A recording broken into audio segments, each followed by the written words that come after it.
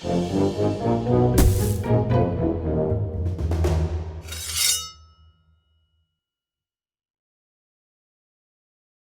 back, all of you RPG, gamer, maker, 3D printer, resin people.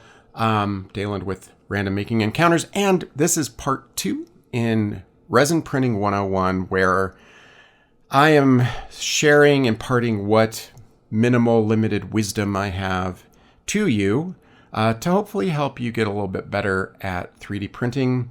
Again, I am by no means an expert. I am hopefully, maybe, possibly like you, a person who wants to actually get good resin prints with a minimum amount of muss and fuss and not have to feel like I need to get a PhD in material sciences. So let's talk today a little bit about why prints fail. So just so that we have something to look at, I'm going to grab our Tiefling model that we talked about, plop it on the print surface just so that we have a reference, and talk a little bit about the first thing that can cause failure. And that is that the print just simply does not adhere to the printing plate.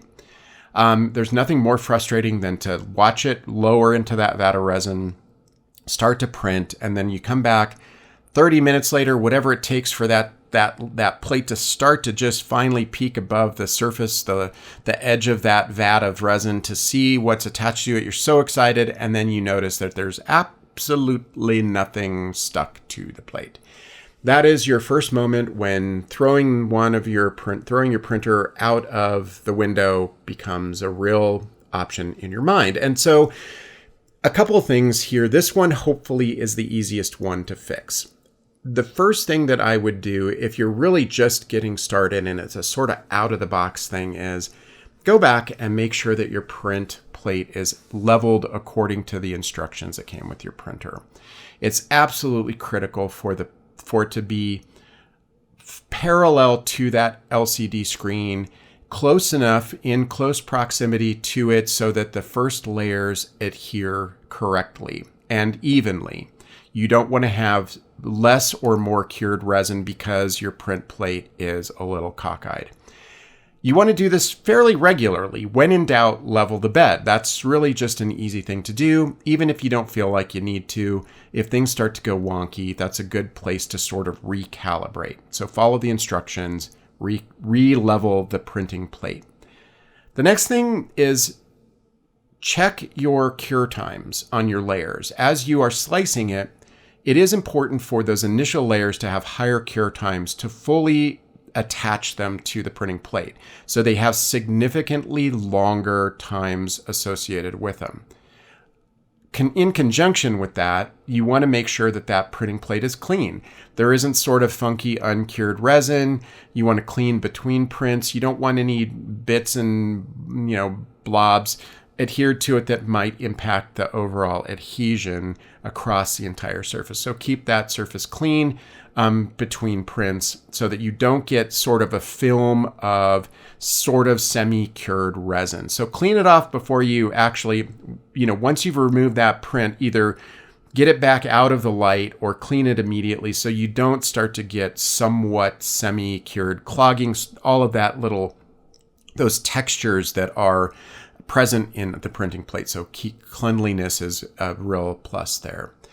Your resin could be old. Things could be funky in that respect. If you let it sit around for a long time, maybe the resin isn't curing as well as it should. So resins do have a shelf life. They are things that do need to be consumed and used. And so it could be that the resin's just not curing completely and correctly, and it's kind of in more of a gel state, and it's just popping loose and not adhering correctly. The last thing is a bit more of a stretch, and that is eventually the Teflon film that is the base of your print, your resin vat. It does have a lifespan, and the more gentle you are cleaning it, you're not scraping it with, abrasive tools. You're just sort of keeping it washed and cleaned with, soft brushes and whatever your solvent of choice is. Eventually, though, it can start to degrade as far as its ability to release cleanly. You might consider, if you've been printing a ton and you've got the print leveling bit down, everything's dialed in, and suddenly things aren't quite working the way they should. That could be a reason. Also keep in mind that over time, your UV lights do tend to degrade a little bit. So they will potentially start to lose strength, and you might find that it's a balance between aging Teflon film or aging film and an aging UV light. So that might be a long-term thing to be thinking about. Okay, enough of that. That is usually fixed with adequate leveling, good good plate hygiene, if you will, and making sure that you're curing those first levels sufficiently. Now, the next thing that's going to really be the one that we need to focus on is supports. Insufficient supports, failed supports, which are based on this idea of you need to support your model. You need to support the islands. Okay, so what does that look like? Well, let's go to our little tiefling model and let's do some rotation. Let's throw some rotation on it. I'm going to throw just a random rotation. We'll do more actual for reals rotation when we get into the next video. But in this case, I want to show you what this idea is of islands. So I've got the model rotated a little bit according to sort of the general rules of thumb, where we're going to rotate sort of 45 degrees for best results. And I'm going to go way down. And what I'm going to do is let's use our imagination that we are printing this layer by layer from the plate. Remember, this grid is our printing plate. As we lift up from the resin and release from the Teflon film, this is our first element that's being printed. And it is adhered. This is not technically an unsupported island. This would be adhered to the print bed, either in sort of a big flat area or some supports. But basically, this is our first thing, and it will be adhered because we leveled our bed.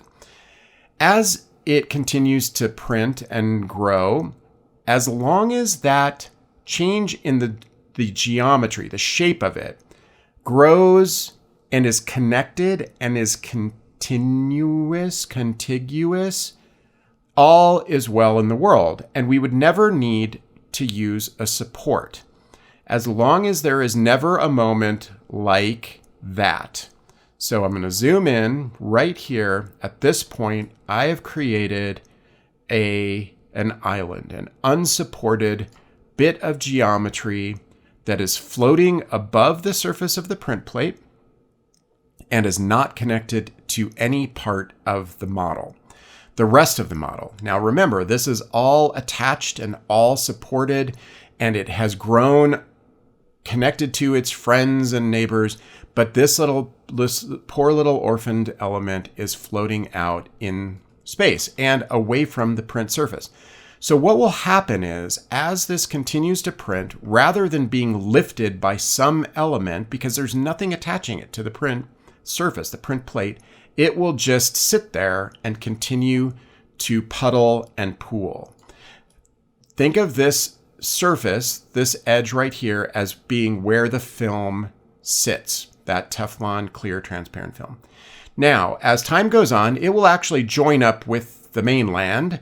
This is like volcanic islands in the Pacific. It joins up, you get enough magma, and it will eventually get big enough to join with the rest of the island chain, and you just end up with a bigger island. At this point, this is when that part is actually at some point supported enough or connected enough that it pops loose. It's never immediate. It's never the first layer, but it'll pop loose. And what you'll end up with is, instead of this little angled geometry, you'll just end up with a big flat pool, a big flat piece of resin. Now, as time goes on, it all continues to grow and all is fine. And in some cases, the little island that you see is so tiny, so microscopic, that in 2 or 3 layers, it connects with the rest of the model, that it fundamentally is not really technically a problem. You won't see it, you won't notice it. It's a small detail. It's, a few fractions of a millimeter, and it's not a problem. Where it becomes a huge problem is when you start to end up with an element like, let's grow a little bit further here, let's zoom out, where you start to get things like this. Okay, I've got this thing that's starting to form here. I keep going. This way out here, we're way out. This is like Hawaii, right? This is way halfway between everything. As this grows, if we were to look at this as an unsupported element, I wouldn't actually get any sort of pulling away from the surface of the printing surface until about here. This is when it joins with the rest of the model. And so this entire tail element would just be one big pool, one big puddle. And so this is an epic, spectacular fail. And I actually have an example of this that was caused by me, Dalen, being so clever that I thought that I could reduce the amount of contact that my supports were making with the model to really make it so that I could easily remove the supports. Well, the problem was the supports actually never really stuck to the model. And so nothing was supported, and I ended up with a big puddle of cured resin. Looked kind of cool. I'll show you that in a future video, but it was a spectacular fail. So that is how really epic fails happen, because you have large areas where the support structure failed to adequately support part of the model. So let's take a quick look. We'll bop over to supports, but let's take a quick look at how they actually do their job. So I just pop over to my support tab. I'm going to stick with light. I'm going to actually reset everything. These are all defaults. Just going to hit the reset button. Nothing new, nothing special. The one thing I am going to change is this to sphere. I do like spheres. And I'm going to add all. So it's going to generate the supports, and you can see it's generating supports for things that don't even exist yet.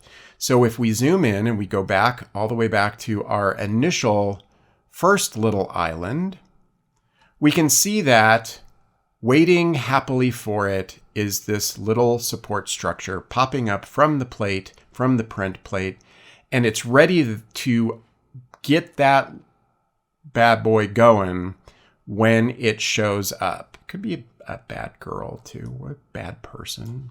But it's ready to support that structure once it presents itself. We're going to zoom up more, and we're going to see that when that foot starts to, the rest of the foot, I think that's the foot. I'm not sure exactly. Maybe that's the part of the sword. I don't know what that is. It shows up. It's ready and willing to support that. And over here with the tip of the tail. So that is how supports work. They grow up from the plate. They're there to attach to free-floating elements in your model.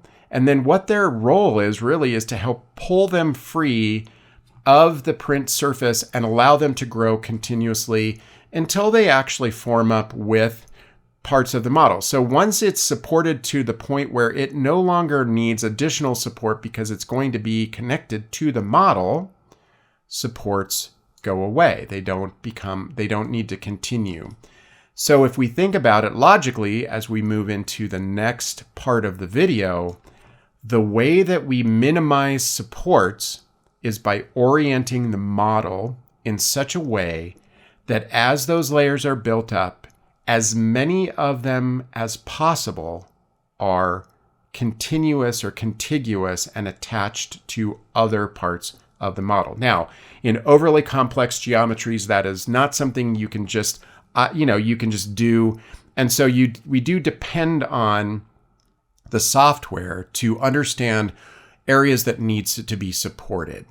So that is really how islands impact where prints will fail, and a little bit of how we fix that by adequately supporting them. Now I'm going to remove all of these supports for a second because I do want to touch on one last little thing around geometry.